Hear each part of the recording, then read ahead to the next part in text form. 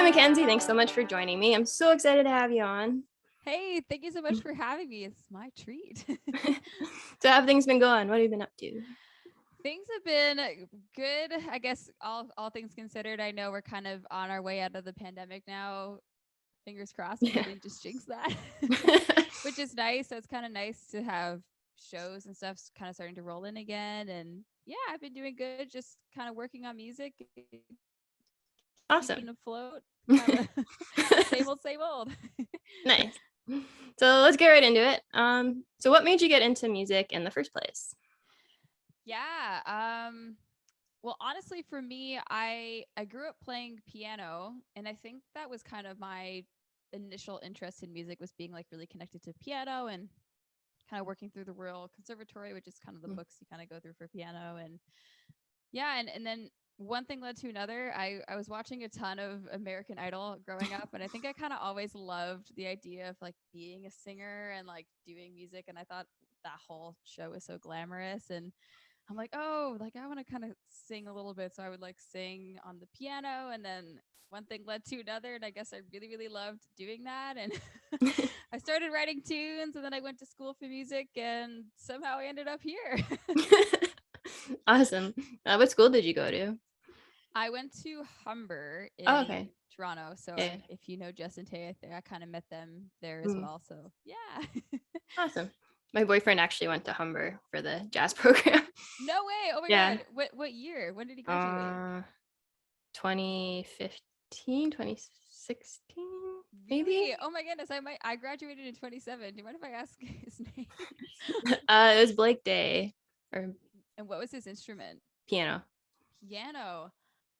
Oh my goodness. I'm so totally sorry. I'm totally gonna Google your your boyfriend. I don't remember his name, but I wonder if I would recognize his face. That's Yeah, maybe. wild. Yeah. Oh my goodness, what a small world. I But know. yeah, that's the program I was in as well, the kind of like Mm, jazz. My major was vocal, but okay. wow, that's crazy. So Yeah. cool. But I know it's a really good program. Did you like it? Like, did you get a lot out of it? Yeah, I loved it. I can't speak on it now. I know there's been like a lot of changes since when I went there, Hmm. but the faculty is amazing, like really, really good music teachers and like music professionals in general working there. And they just kind of teach everything. They teach production, they teach performance, your actual like instruments, so your technique and stuff. And I just found it really encompassing, and I loved it. Yeah. Has it helped you like where you're at now with your career? Yeah, Yeah. you know, like it's like I hope so. only spent like $40,000 on it.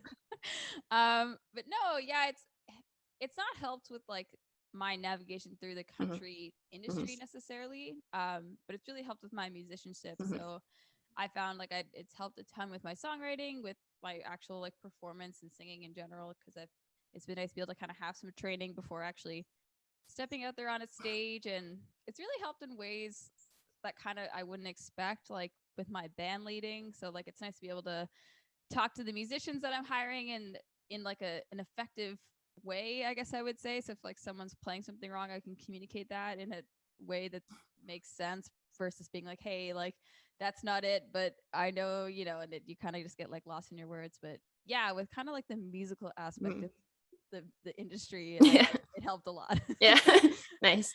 And how did you get into country? And You know what?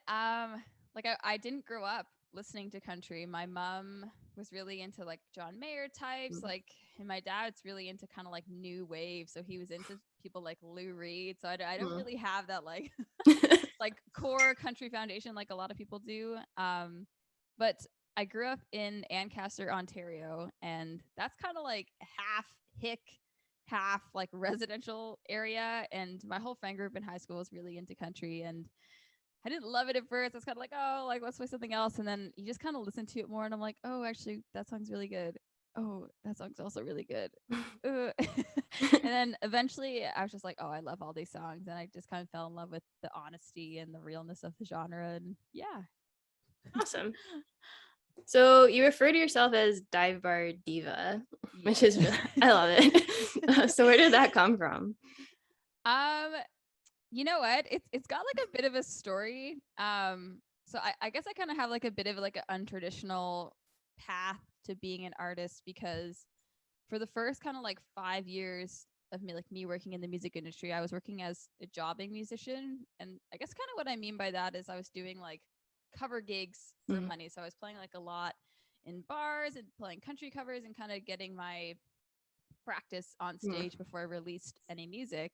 And in the beginning, no one is playing glamorous gigs. You know, you're trying to convince bars and places to take your band. You don't have any like credit to you at all. And, you know, so our first couple of gigs with my band then, which is what's called the Dukes, were played at some less than classy establishments. And this one gig in particular, and I won't name the bar just so I don't out them, but it's this place in Kitchener.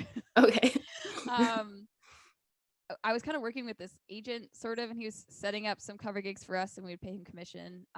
He booked us at this room that he had never been to, but knew they took music. And so they hired us and we showed up, and this place was so sketchy, like unbelievably, like I was like, oh man, like we are going to get either like stabbed or something's going to happen at this gig.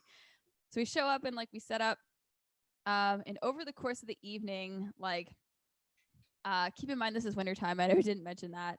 We're setting up in this like corner of the room. They don't really have a stage. There's like a light above us. We're like, oh, the light's not turning on. So the waitress is like, oh, okay, we'll get you another light. So she goes to the other side of the bar, unscrews the light from that side, takes it out, and then puts it on our side and uses that light to light up the area. We're like, oh my God. The light ended up burning out anyways. There's like dead bees and stuff like on the windowsill. Like it's like been 6 months. I'm like, no one's like touched that. There were like 3 bar fights. But like the moral of the story is that I was dressed up really nice because I am at a gig and I'm trying to look professional. So I'm wearing this like nice red dress. I've curled my hair. And after that gig, I was like, oh my God, like I'm a dive bar diva because I'm like dressed nicely and like being like a diva, and I'm like in these like shady joints. And the name just kind of always stuck with me because I kind of loved that element about me, that I kind of grew up playing like that and kind of maintaining this diva aesthetic, if you will. That's awesome. Well, a lot of country artists got their start in like the honky tonks and dive bars, so like, you know, it's a good place to start, I think. Yeah, I agree. I feel like I'm following the footsteps like that a little. Yeah. Awesome. So let's get to some music. So you picked 3 of your own songs and 3 songs that have inspired or influenced you. And I love all the songs you picked. So, oh, good thank job. you.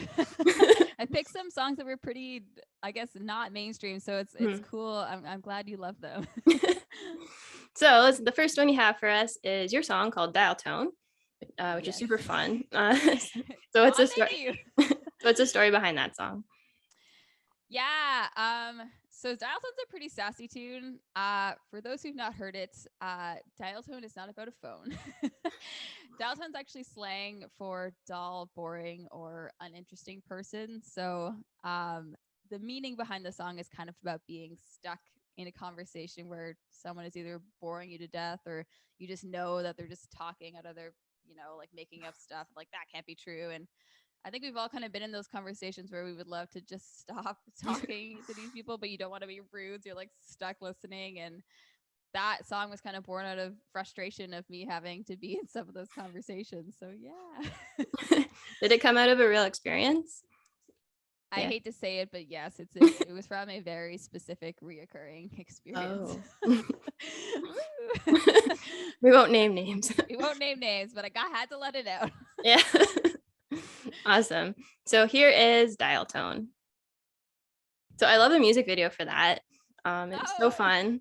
And I noticed, you had other country artists like Nicole Ray and Courtney Bowles. Yeah, I had Nicole Ray, Courtney Bowles. I don't know if you know the Griffin brothers, or this like Ray brother duo. They were in it as well. And honestly, we had a bunch of people kind of help us out that day, like really last minute, to kind of fill out some of the scenes. So it was really awesome getting to kind of see a bunch of people kind of help me out with that video. So thank you guys if you're listening.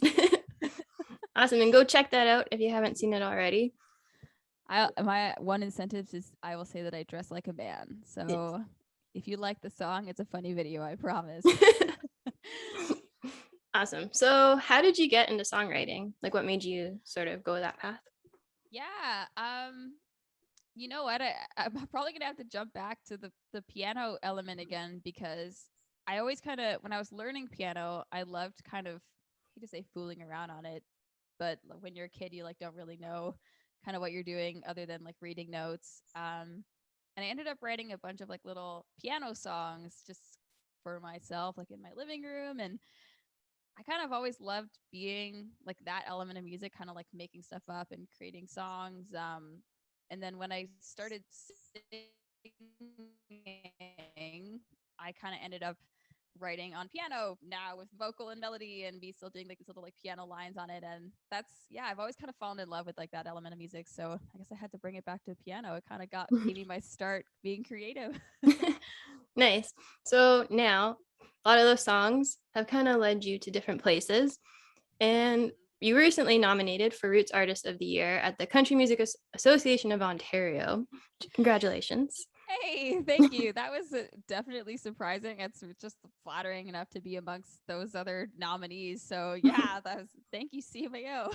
Yeah. So like how would you describe like the Ontario country scene? Like what has that experience been like for you? Yeah, it's funny. It's kind of like big but small. Um, as I've been kind of getting to know the scene better and kind of like growing up as an artist, if you will, I definitely, it felt really big at first. I'm like, oh man, like this is all of Ontario, like this crazy, like all these like, I don't know anyone and things are such a big deal. And as I've kind of like gotten to, I guess, yeah, like be a bit older in the scene, like it's really nice how small the industry feels and how we all kind of know each other and support each other's music, and it's a really like close family. So it's, yeah, I love the CMAO. I think they've done an awesome job of connecting Ontario music and supporting it. So yeah, it's a pleasure to be in this province. Yeah, and yeah, the CMAO has kind of really grown a lot in the last few years too. And I think it's really like nice to have that for Canadian artists as well, because I mean there isn't a lot of country in there is, but there isn't in Canada, not like the States. Yeah, it doesn't have the same support as the States Mhm. for sure. So it's nice to have something kind of really facilitating all of us, making sure that we like support each other and check out each other's music. So yeah, it's Mhm. really great. Yeah, awesome. Well, congratulations, and I hope you win. I'm rooting for you.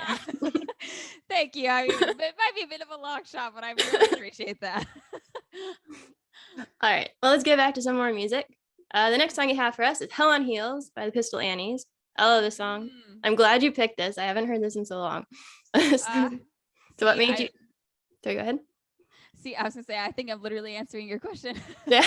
What made you um, pick it? yeah, I mean, this is actually the first country song that I ever loved. Mm. So I'm like, oh man, like if I'm gonna pick songs that like really represent me, I was like, I have to pick this song. And it was a song that my mom, back in the day before like Spotify and all this stuff, my mom used to like download the top 10 or 20 songs on iTunes that they recommended like a month or something like that. I can't remember Okay. what they used to do, but they were all recommendations. So my mom would burn them onto a CD and then play them in our car. For me, it would be like on the way to hockey practice or on the way to sports where we're doing these like long drives. And one of the songs on this CD, like this month, I guess I would say, was Hell on Heels. And I remember really loving it. I was young. I can't remember when it came out, but I think I was in like grade 8 or grade 7. I wasn't an adult by any means. And I remember being like, oh my God, this is an awesome song. And it's so like badass. Like these women are like just like so cool. And yeah, I just fell in love with it immediately and it's stuck with me ever since. Awesome.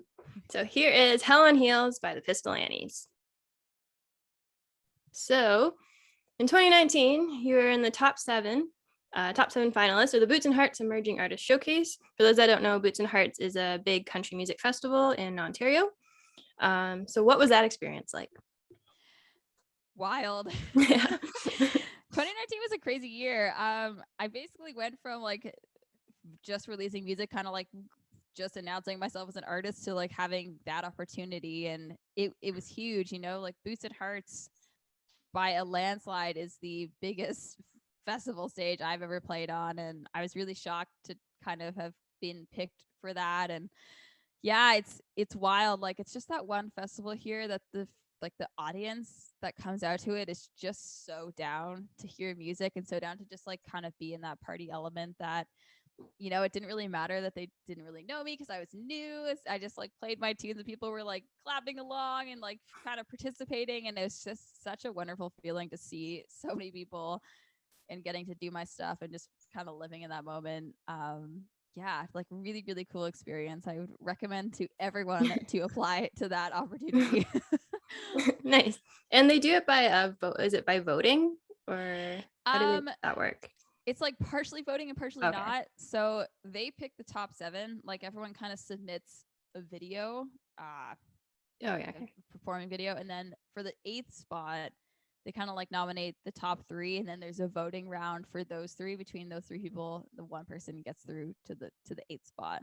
Okay. At least that's what they did it in my year. I think there's been like slight variations of how they do stuff per year, but yeah, so there's like a bit of voting and a bit of like them picking. So yeah. Cool. So you basically started releasing music in what, 2018? So yeah, that's kind of when I put out my first EP formally, I guess I would say. Nice. All right. I was going to ask you about environmentalism, because I read somewhere that you were really big into environmentalism, and so yeah, could you tell us a little bit about that? Yeah, oh my goodness, that's so cool that that's somewhere. I mean, I was kind of public about it. I'm kind of not, so that's cool that you discovered that. But yeah, I'm really into I hate to say really into saving the world. Well, hey, a little bit. Yeah, I think there's so much that could be done to kind of reduce waste and carbon emissions and kind of the way we treat the planet. And I kind of got into it.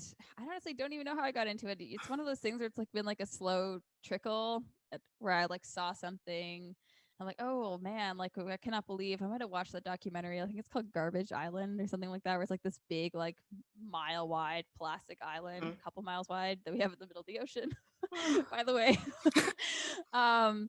And so I was like, oh man, that's crazy. And I kind of got exposed to it. And then I started making some switches in my own life. So like I don't buy like shampoo bottles. I buy like, shampoo bars from Lush and stuff like that. And kind of switches like that where I'm trying to minimize the plastic. I'm actually vegan just because of the dairy industry could be pretty bad for kind of like our environmental like CO2 stuff. And yeah, I don't know how I really got into it, but it's been like a kind of fulfilling thing to attempt to pursue, if you will. Nice. I mean, it's a noble cause, and we need to take care of our planet. Yeah, we love it here. We gotta save this little rock we live on. Awesome. Do you have any like tips for people like that wanna be more conscious of that kind of thing? Yeah. I don't know how well people will take this one. Honestly, it sounds wild, but like the biggest like water use, like land use, environmental impact, rainforest deconstruction, or deforestation, deconstruction, is actually all attributed to like animal livestock production. So like the factory farms and like the use of land for that, and the meat industry in general. So honestly, a really, really hard switch. But the best thing you can do for the environment is eat less meat. And it's kind of I'd have to go way to the sides. I won't, obviously. But if I had to give one tip, I would say switch meat for veggies on a 1-day week. Yeah. Just reducing your meat intake. Yeah. So that's doable. That's doable. Just 1 day. It's probably better for you anyway. A little bit too. There are some benefits to that, obviously, especially the type of meat you're eating. If you're like going for the chicken fingers instead of like, I don't know, a salad, then there's nothing wrong with chicken fingers, okay? No, it's true. They are definitely a guilty pleasure, and I do my best to find vegan substitutes for those. Nice. Well, thank you for that. Thank you for the tips. And it's nice to change it up. It's not all music, and see some other stuff that you're interested in. Yeah. Oh my God. Well, I'm very interested in that. Thank you for asking. All right, let's get to some more music. And the next song you have for us is your song called Before You. So what's the story behind that song? Yeah, that song is like my one love song that didn't originate actually as a love song. So I don't know. I'm sure you find this, or maybe you don't. Like for me, writing love songs is really hard. Yeah. Like it's not what comes out of me. I'm more of like a sad song person. I don't know if I just like want to get all my anger out of me and like keep my love in. But love songs, they just don't come out of me. And I was writing that song. It used to be called Black Flies, which is the first word of the chorus. And it's kind of about the exact opposite of what it is about. I was kind of like, I'm not getting what I needed to love. I'm only getting black flies, not butterflies. I'm only getting birds. I'm not getting the bouquets. And I brought the song to my friend Lizzie Lyon, who I went to Humber with as well. And I love her writing, so I wanted to kind of co-write it with her. And she's like, Mackenzie, like, this is a love song. Like, listen to these chords. Like, listen to this, like, the happy nature of this tune. All we have to do is switch the meaning and the language in this, and you can keep all these like ideas, and it's literally a love song. So we're gonna do that. And I'm like, okay. So she made it a love song, which I think was for the best, because it does kind of have a love song vibe. And yeah, and then Before You was born, because turns out Black Flies, not a good name for a love song. No. Honestly, I think this is like such a well-written song. And oh, thank you. I remember hearing it when it came out. And you did a little like series of like people's love stories, which was so cute. Yeah, I wanted to do kind of like obviously a promotional element for the tune, and we have so much cute like love couples in the country community. I'm like, it would be such a fun idea to promote the song via telling these beautiful love stories that all these people have, especially with these couples that I feel like really embodied the meaning of kind of like finding your soulmate, which is what the song's kind of about now. So yeah, it was really fun getting to know all these couples a lot better. Yeah, it was such a great idea. I really loved it. I enjoyed it. Well, thank you. I appreciate that. Let's get to that song. So here is Before You. So what does country music mean to you? Ooh. Yeah. Oh my goodness. Yeah, I mean, it means a lot to me. Okay.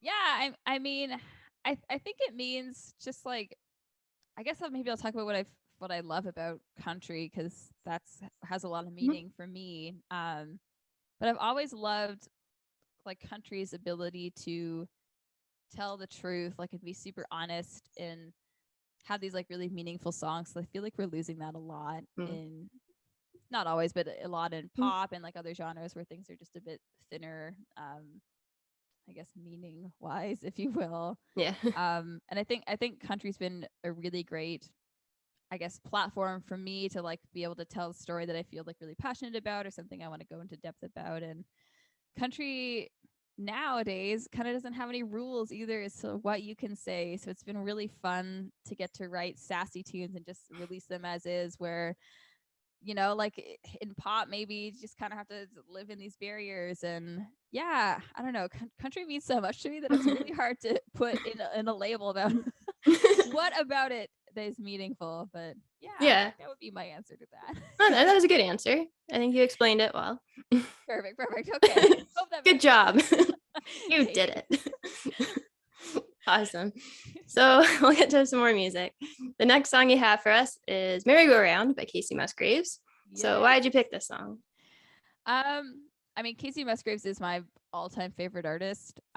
This isn't actually my favorite song of hers, but this is the first song, and I think maybe many people's first songs that they ever heard from her. And I remember literally kind of like stopping what I was doing when it came on the radio, because I'm like, oh my God, I cannot believe she's like sassing all like religion and like all this stuff in like these like really clever like slides. I'm like, oh my God, I can't believe the radio is like playing this song. It's so, you know, I guess not offensive, but like a little out for like what country kind of normally does. And I remember thinking that her lyric writing was so brilliant. I love the way she sings. And then I immediately went and checked out the rest of her first album, Same Trailer, Different Park. And I'm like, man, like this artist, she is goals, like just like such a brilliant writer, like totally embodies that like old school country. And yeah, I fell in love with her. So I wanted to kind of share this tune as if for those who haven't heard it to kind of, to also fall in love with Kacey Musgraves. Awesome. Okay, what's your favorite Kacey Musgraves album? If you could pick one. Ooh, that's so tricky. You know what? I'm probably torn between her new one and St. Trailer Different Park. Okay. I've been listening a ton to, oh my God, the name of it is like totally slipping my mind. Star Crossed. Yes, that's it. Like way too long. I'm like, it's all red. Yeah. I love Starcross. I think if you're like going through some heartbreak stuff like that, is like it's like a line by line of like what you go through in a whole year. Yeah. Like she's just so like totally like spilled her guts out in there, and she always does that. But I, as like a country music fan, I kind of like St. Trailer Different Park lives in the kind of more of the country genre, whereas Starcross is kind of its own thing, which is awesome in its own regard. But Yeah. it might be a tie. Honestly, don't know. That's all right. Did you see like her the movie thing she did with it, the new album? No, I've been meaning to kind of check that out. I don't know. Is it something I can just find on YouTube or No, that I think it's on Paramount streaming. I Paramount? think that's what it's on. I'd have to I go don't look know. into that. Yeah. Yeah, I think you might have to pay for it. Oh. I know. Darn. Dang it. I guess it's deserving, but Well, no. Darn people trying to make money. Yeah, I know. I think all of us. I guess it's a little crusty for me as a musician to be like, oh man, I don't want to pay for that. But yes, we are all trying to make money in the industry, and she definitely deserves my money. Awesome. Well, here is Merry Go Round by Casey Musgraves. So, music isn't always the easiest of career paths. So what motivates you to keep working towards your dreams? Ooh, wow, that's a really good question. I don't think anyone's ever asked me that. I guess kind of a tough question. I feel like there's kind of like two answers. I feel like I'm just like so passionate about doing that I can't not. Like I can never imagine my life without music in it. And I tried to think about that, like, I'm 27, so I'm like, oh man, like I mean, I intend to keep doing this. You get to a certain age where it's like, oh, am I still like worth doing this? And for anyone listening, it's like, yes, I believe that. I'm like, I wonder what I would do if I didn't do music. And it's so disheartening to think about that, to be like, I would just be so unfulfilled. Like all of my extra time, I have a day job. I'm paying for an apartment. So it's all of my extra time that I'm not working like goes into working at music. And it's just like, what would I do with myself if I wasn't trying to write a song or like trying to get a release out or sending emails? And it's, I think a little bit of the fear of not having like a passion in life is part of the reason that I will never not. But yeah, that's a tricky question. I had to think about that a little more, I think. Awesome. So kind of like going a little bit farther with that, it's going to get harder, okay? Yeah. Yeah, it's been hard. I hear it's even going to be more hard. So I'm just going to kind of stick with it. What's one lesson you've learned so far in your music career? Ooh. I mean, I think the biggest like learning curve and like lessons that things I kind of wish I knew sooner that was a lesson is all of the kind of marketing elements about releasing music. I feel like the kind of writing part and the creative part, I kind of not have down, but like I understand kind of what to do for that stuff. But the actual marketing and making sure stuff gets on playlists and like working with the right people so that they kind of help your song go in the right direction, that has been a slow climb of attempting to kind of know better. And for my first EP, I kind of didn't do any marketing with it because I didn't really know what to do. I didn't know kind of where to put my money, that I had any money to kind of invest into it. And I think the biggest lesson is like always have a really strong marketing plan with a release. I would say it's equally as important as your song, because if you write a good song and you don't share it or can't share it, then there's kind of no point. So yeah. Yeah, that's a good lesson to learn. For sure. Yeah, definitely burned me. Did you have like people helping you with your marketing now, or did you just kind of figure it out on your own? Yeah, I think it's like closer to the latter. I mean, you kind of learn, you kind of know people who like do things. So it's like you kind of hear, oh, like this artist like hired PR for blah blah blah. That PR team was good. I'm like, I didn't really know a ton about PR when I did my first release. Oh, this person, this is how you get a song onto Spotify, and how do you like pitch it to an editorial playlist, like stuff like that. I've just kind of like grabbed bits and pieces from kind of what we all hear like other artists are doing, and I'm like, oh, okay, like this will like make my releases better. And yeah, so it's been a bit more of me just learning a bit more about the industry and doing the work myself, I guess I would say. Nice. Because I think you do a really good job with your marketing personally. Like the whole little like video series you did with like the couples, and like your visuals are all really nice. So Oh, thanks. So yeah, I mean, I always hire AJ Assel from Roadhouse to kind of do my photo stuff. I do all my own editing just because I'm really picky. Which sounds all like it's obviously someone who's like media training would do a way better job of editing my album art, but I just love kind of being really involved in my own creative, I don't know, goals kind of across the board. So I'm glad that that stuff looks nice, because you never know when you're doing it yourself. So yeah, I know. Yeah. Well, you're welcome. All right, so we'll get some more music. The next song you have for us is your song called More Than a Memory. So what's the story behind this song? Yeah. So I guess this is the only song today that I'm sharing that was from my original EP, Dive Bar Diva, which is where I got my kind of handle from as well. Yeah. Yeah, it's kind of your, like, it's just a sad love song. It's kind of about when you are dating someone and break up and nothing's like really bad. You kind of just move separate ways, and you kind of go down the road, and it's been a long time, and you kind of wonder what happened to them, and you miss them, and you almost wish that they could have, things hadn't worked out, or things had worked out differently. You could have stayed together, and you wonder if the kind of dreams that you built together, if they're kind of still pursuing. And yeah, that's kind of what More Than a Memory is about. Just hoping, or literally wishing, that their love was more than a memory. Aww. Yeah. My saddie. Yeah. Well, here is More Than a Memory. So the next question, this next section is 5 quick questions. There was a lot of rhyming in there that I was not prepared to for. Well, you nailed it. Just came out of my mouth.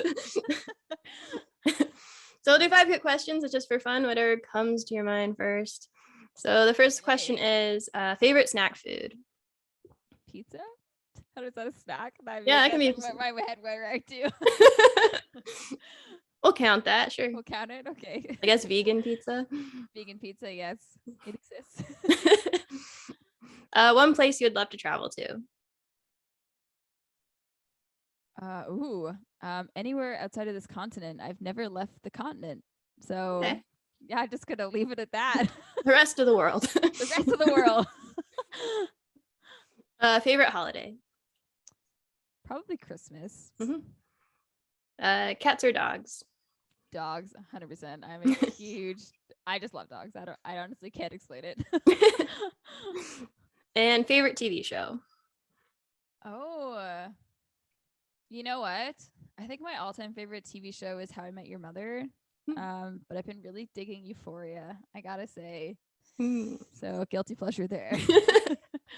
Nice. Yeah. And where can people find you? Yeah, well, I know we talked about Dive Bar Diva. So that is my handle kind of across the board on Instagram, TikTok, and TikTok. Well, I guess that's what I meant to mention, in Twitter.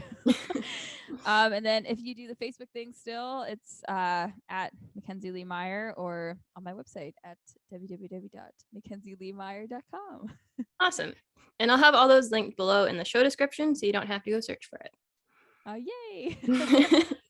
And the last song you have for us is Heaven's My Home by the Dukes. I know, this is one of the, it's kind of weird name. They're actually pronounced the Ducks, which the Ducks. Is hilarious, because I feel like I definitely, when I didn't know that they had that weird H in there, and I Googled the Ducks and they came up, but that was the band. Okay. I was like, Duke spelled funny, but but literally, Ducks. Yeah, the spelling is does not contribute at all to the pronunciation very well. But yeah, this is a band that my dad, who's not a musician, but he's a really kind of, I hate to say, like, intelligent music connoisseur. I don't know if that's like the right expression, but he knows like a lot of different type of music and listens to a lot of different type of music. And kind of throughout my life, he's always showed me like tidbits of like different bands that I probably wouldn't have been exposed to on my own. And this band was one of them, and particularly this song. And it was probably one of the first like folk-ish artists I'd ever heard. This song kind of leads on like the folk countryside, and I just like really fell in love with the way the singer delivers the song, and the way the kind of instruments intertwine with each other. And yeah, I just one of those songs that I really wanted people to know because I think it's really cool and it's not very well known. Awesome. I love that. I love that you picked like sort of like a lesser known song, because it's nice to show like other songs to like new songs for like people, because that's kind of the point of this too. So Yeah, so gotta throw a few little diamonds in there. nice. Well, thanks so much for coming on. Yeah, oh my goodness. Thank you so much for having me. It's been so lovely getting to chat with you. I think this is the first like kind of I know we chatted briefly when you guys first started doing the podcast, but this is our first kind of like Zoom. Yeah. So actual chatting. Actual chatting, yeah. Awesome. And thanks so much for listening, and be sure to come back next week for more country music.